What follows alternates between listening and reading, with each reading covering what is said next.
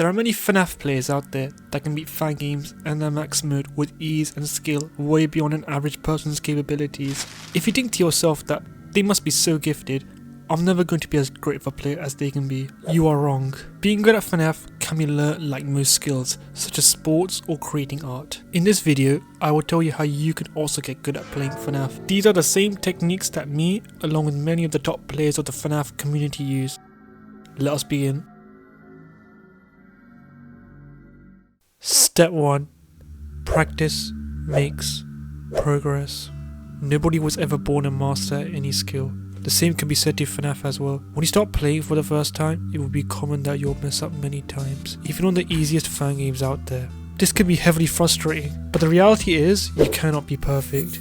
You may even spend thousands of hours mastering one fan game and you will be prone to making mistakes. While practicing does not lead to complete perfection, you will notice a significant amount of progress on your skill, the more you practice that is. Some of the top players have spent years practicing on FNAF to get where they are. If you look back to the start of their journey, they all mutually started simple. Shooter25 started out beating 5020 almost 4 years ago, accumulating 28 hours of playtime for him. 3 years later, he's known widely across the community for treating 5020 like some normal routine.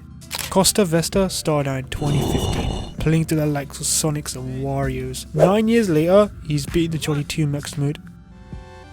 Let's go! A mode stayed to be incomplete for 6 straight years.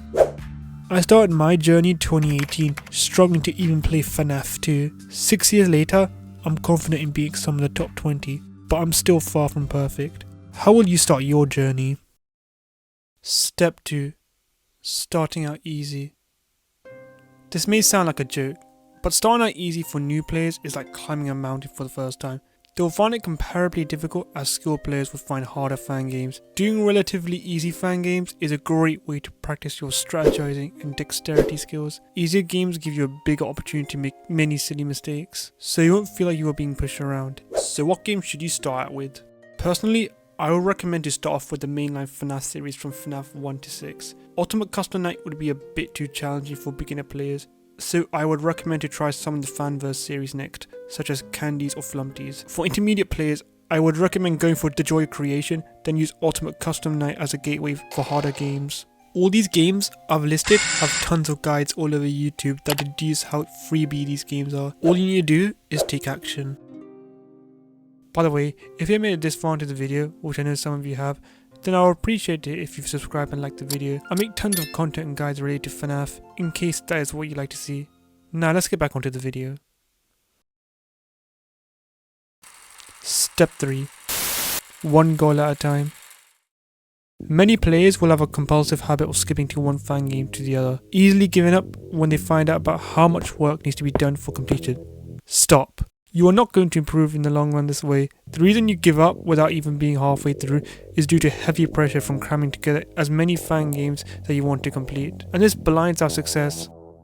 Back in 2018, Dorko would have never achieved his goal of being 50-20 if he had only stopped 12 hours in or by streaming other FNAF fan games that would drain out his energy. By restricting his complete focus on Ultimate Custom Night, he was able to manage 101% energy to achieve the ultimate goal of finally beating it. The pain you will feel now will turn into the pleasure you will receive at the end. Achieving a goal will result in a huge boost in confidence that will have many benefits, both short-term and long-term wise, while giving up midway through will result in the opposite, hence degrading your skill. It does not matter how important your adult hobbies are, if you're trying to find an excuse to prolong your goals, you simply do not care. What you should do for trying to complete a difficult game is to act like Dorko. Sacrifices may need to be made on your part, such as time or other sources of enjoyment, but make sure you are sacrificing the minimum as possible in order to have complete focus. Remember, make sure your complete focus is done on a singular goal, rather than wasting your energy trying to be on top of everything.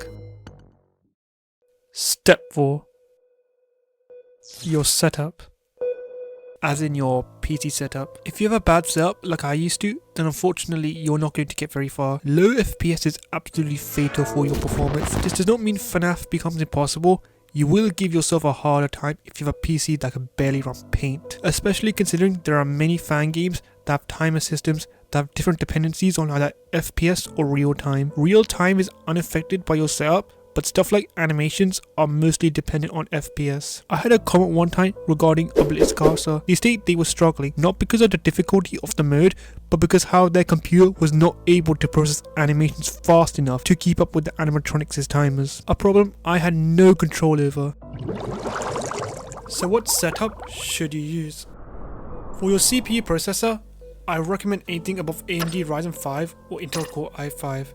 Aim for 16GB RAM, but anything below 8GB is severe. For GPU, go for Nvidia GTX 1060 or AMD RX 580. FNAF is not a graphics heavy game, at least right now, so please do not go overboard with your setup.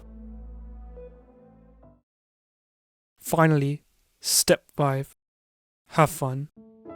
Even though this entire video has made FNAF sound like it's something competitive and serious, always remember at the end of the day, have fun. You don't want to be a mindless zombie playing the games with no proper sense or motive, otherwise what would be the point? FNAF is a subgenre that many people across the world have passion and love for, and this has become their main move to succeed and get good at these games. So what if other people don't like these games or don't appreciate your goals? As long as it makes you happy, that should give you every reason to achieve your goals. No one is in any position of power to control your decisions or interests, including me. Just remember, getting good at FNAF can be loads of fun if that is a goal you have heavy passion for. Thank you so much for getting to the end of this video. I owe so much to you, as it is your love and support that makes me feel passionate about making videos. As mentioned earlier, liking and subscribing is a fantastic way to show love and support, as it motivates me to make more guides and videos for the future. Also, I'd really like to hit 1,000 subscribers. So yeah, goodbye friends, and stay safe.